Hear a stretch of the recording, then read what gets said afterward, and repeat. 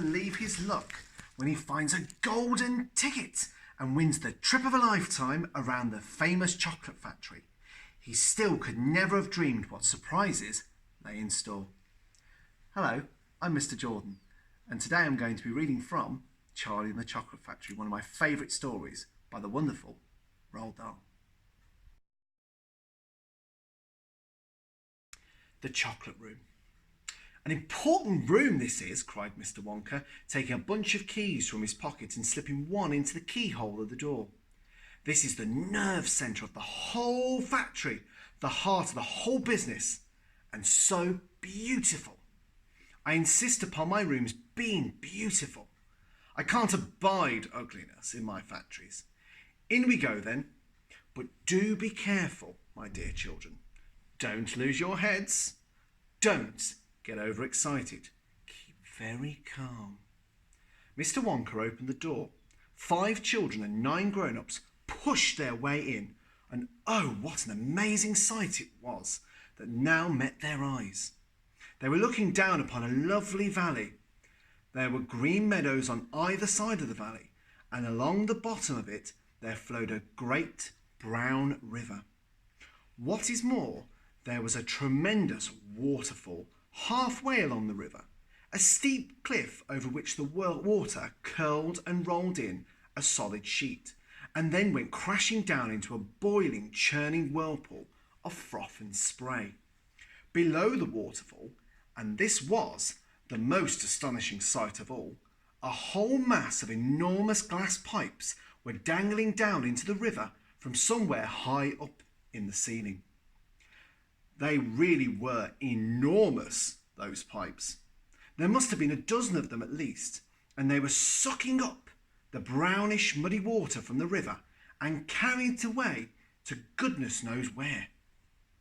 And because they were made of glass, you could see the liquid flowing and bubbling along inside them, and above the noise of the waterfall you could hear the never-ending suck, suck, sucking sound of the pipes as they did their work.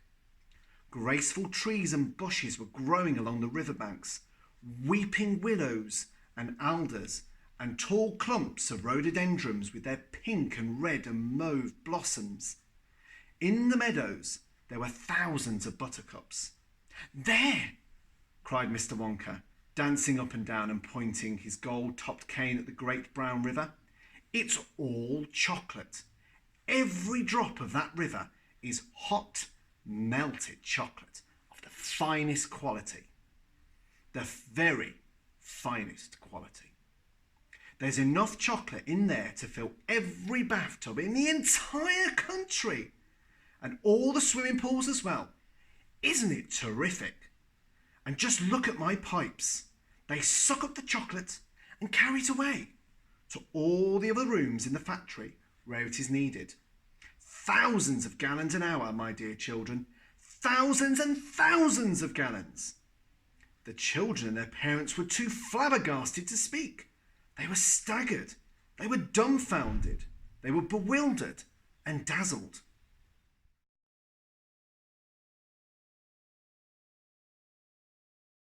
They were completely bowled over by the hugeness of the whole thing. They simply stood and stared. The waterfall is most important, Mr. Wonka went on.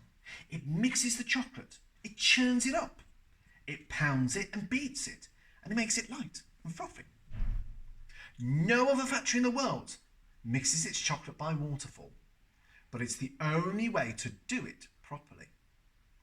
The only way. And do you like my trees? He cried, pointing with his stick. And my lovely bushes. Do you think they look pretty? I told you I hate ugliness.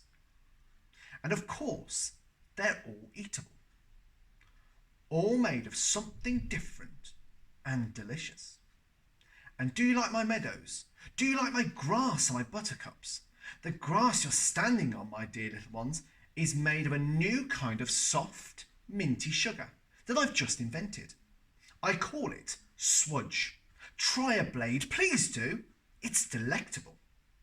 Automatically, everyone bent down and picked one blade of grass Everybody, that is, except for Augustus Gloop, who took a big handful. And Violet Beauregard, before tasting her blade of grass, took the piece of world record breaking chewing gum out of her mouth and stuck it carefully behind her ear. Isn't it wonderful? Whispered Charlie. Hasn't it got a wonderful taste, Grandpa? I couldn't eat the whole field, Grandpa Joe, grinning with delight. I could go on all fours like a cow and eat every blade of grass in the field. Try a buttercup, cried Mr. Wonka. They're even nicer. Suddenly, the air was filled with screams of excitement. The screams came from Veruca Salt. She was pointing frantically to the other side of the river. Look! Look over there! She screamed. What is it? He's moving, he's walking. It's a little person. It's a little man. Down there, below the waterfall. Everybody stopped picking the buttercups and stared across the river. She's right, Grandpa, cried Charlie. It's a little man. Can't you see him? I see him, Charlie, said Grandpa Joe excitedly, and now everybody started shouting at once. There's two of them, my gosh, so there is. There's more than two. There's 1, 2, 3, 4, 5. What are they doing? Where do they come from? Who are they?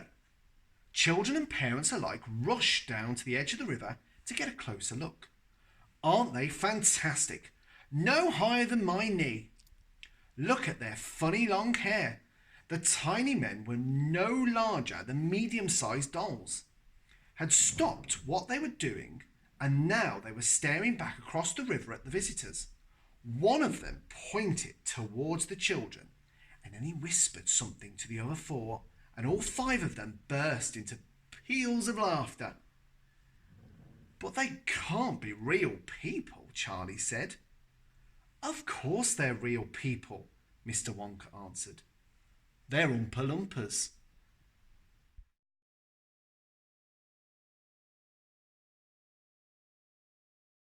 I really love that story. I wish I could have read the whole thing, but I think it's time for you to go to bed.